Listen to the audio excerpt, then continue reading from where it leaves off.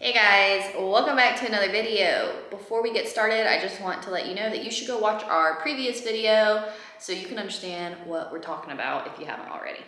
Yes, you should. And while you're at it, go ahead and like this video. It helps us a lot. We're trying to grow a little bit of our channel, you know.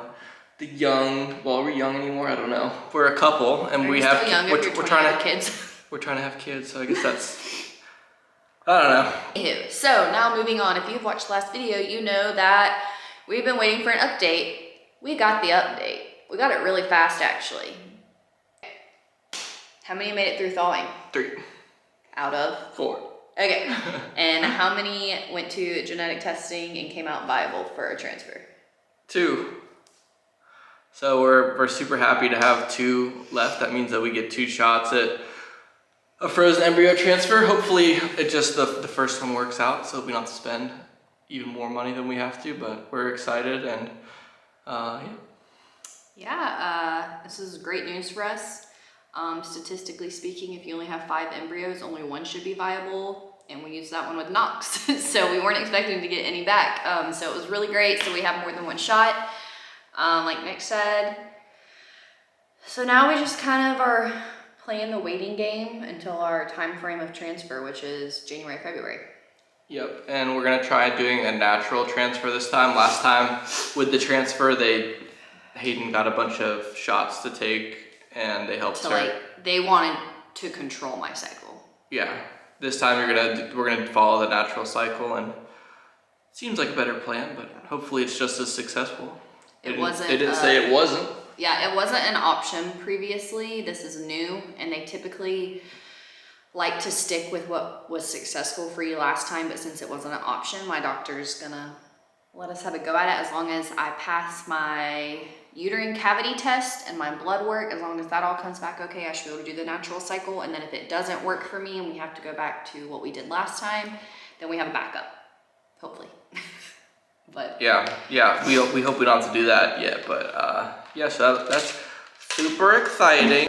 So we spent $1,000 on the genetic testing so far, then $3,000 in January for the frozen embryo transfer, and then roughly like $300 to $1,000. We'll know soon the cost of the drugs that we'll have to take, even for the natural part of it. You still have to take some drugs, but yeah. So I'll be doing these tests sometime within the next couple weeks once my cycle comes or starts. I'll be able to get those tests, and then from that point we'll be able to gauge, are we gonna do this transfer in January or February? Or March. I feel like we're both, we were so set on January, and I feel like now we're kind of leaning towards February, March. Well, they're like, you have the embryos, so we're like, oh shit, like this can happen whenever we want it to, and like we're both trying to do a couple. You pay a lot of money, so you get to be a little greedy with timing, which is nice in a way, because when you naturally get pregnant, everything just stops. I was thinking about this last night too. Like, now that I know I have 2 viable embryos, if all my blood work goes well this month, I could totally see myself like being like, I'm good until like even next year. Like, not 2021, but like the end of 2021. Yeah, I mean, like, I don't know. Life is, I mean, obviously the country's in a shit show, but our life with Knox is pretty great. Like, Knox is a rock star. He's so freaking awesome. So it's not like I'm in this rush to like push another child on us. It's more so just me wanting him to have a sibling close in age. Mm-hmm. And if I don't reach my weight loss goals by March, then I'm not gonna have a baby yet. Yep. We're kind of putting ourselves first this time, I think, because we didn't get to do that with Knox. We were definitely on a time crunch with that one. Yeah, how old are we? I feel like we started... 22? No. We had been married for 2 years when we started the whole infertility process, because we knew from the time we were engaged that this was going to be a part of our future. Yeah. So being, I guess, 25 is kind of when all this started, and I already didn't have a lot of eggs and likelihood of getting embryos, so we were just really on a time crunch. And now that like I said, we just get to enjoy Knox being an only child right now, and our lives still being young, and like Knox is at a great age to get to travel, do fun things with, so it's just a matter of when we want to add a little baby to that mix. Yep. And yeah, right now I'm just trying to do a powerlifting meet on December 5th So I have to train like four times a week for like over an hour and a half pretty much each time. So It's honestly more like 2.5 hours if we're being honest. yeah, and then if you throw in a baby, obviously you don't sleep very much, so you don't want to work out as much. So I'd pretty much just do my main lifts and say screw it to all the accessories once we have a baby. So trying to actually get pretty strong right now and do a meet that's good for me, like as far as my total goes. But and you learn a lot of things about yourself from one child. Yeah. So like we have learned that while I love sleep, I can operate on like no sleep. Whereas Nick, he needs sleep or his whole day is ruined. I need to be in the bed for at least 8 hours, and like even if it's 7 hours and 45 minutes, his day might be ruined. That's true. So we know like that's how my whole family is pretty much though. So it's definitely genetic, and I don't know. Your parents, I don't think need as much sleep either. So.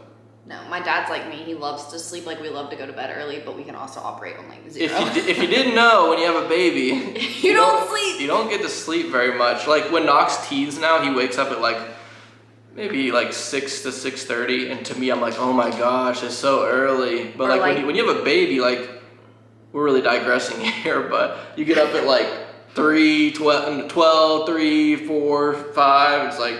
You know what's crazy though is when you're in that moment with the newborn. It flies by and you just aren't even fazed by it. Maybe that's just a mom thing. I don't know about you, but it's like it's so true that moms have so much like superpower strength they didn't even know they had till they had a baby. But like waking up every 2 hours with Knox was not bad. And obviously when he started sleeping through the night was great. But now if he wakes up once in the middle of the night, I'm like, oh my God, what is this kid doing to me? Like once you get out of that rhythm of it, it's hard to get back into. I don't know why we talked about all this. That's the truth. But anyways, I think Hayden's got to get her cavity checked out. That's the next step, and then it's got to make sure it's ready for a baby because I already had a baby and I had a C-section and a complicated pregnancy, so we got to make sure it's healthy and healed. I know it seems weird I call it a cavity, but that's what she's been saying the whole time. It's a uterine cavity. It wasn't my idea. No, that's what the doctor. They got to make sure she doesn't have a cavity. They might have to. Okay. You just made me think, when is my next dentist appointment? I feel like it should be any day now. They don't do anything at the dentist. I love the dentist. It's so unnecessary. I love the If you brush your teeth and floss, you don't need to go I to love the them telling me I'm doing a good job. Yeah, even when like we don't do that great. I guess we did pretty good. But... Okay, so yeah, I'm trying to lose 15 pounds. Nick's preparing for a meet.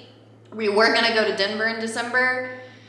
But in case you didn't know, the country might shut down again. So I don't know if we're going to get to travel in December.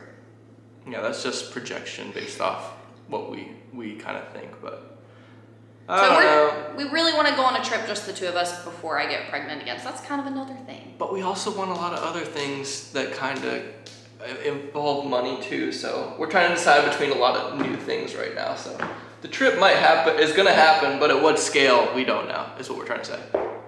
I think I'm trying to say at least. What you're trying to say? Never. Okay. Well, do you want to give him a Knox update? Yeah, Knox is thriving. He's so cool. I look at him every day and I'm just like, you're the most beautiful, perfect human being I've ever met in my life. Yeah, when he just goes like, please, please, it's so cute.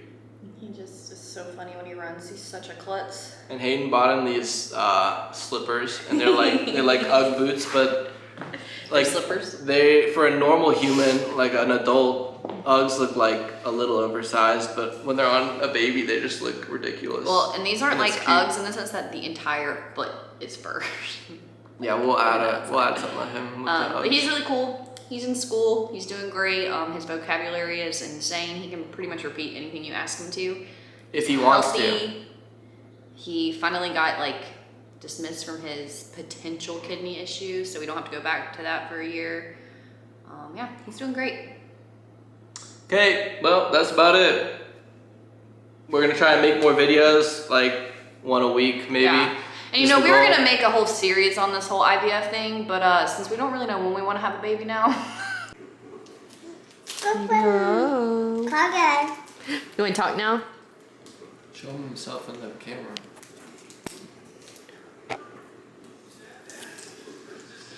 Do you like your new vlogging camera? This is how we're gonna make some home videos so you can have them one day. And we can watch and see how fast you grew. Because we haven't done a very good job.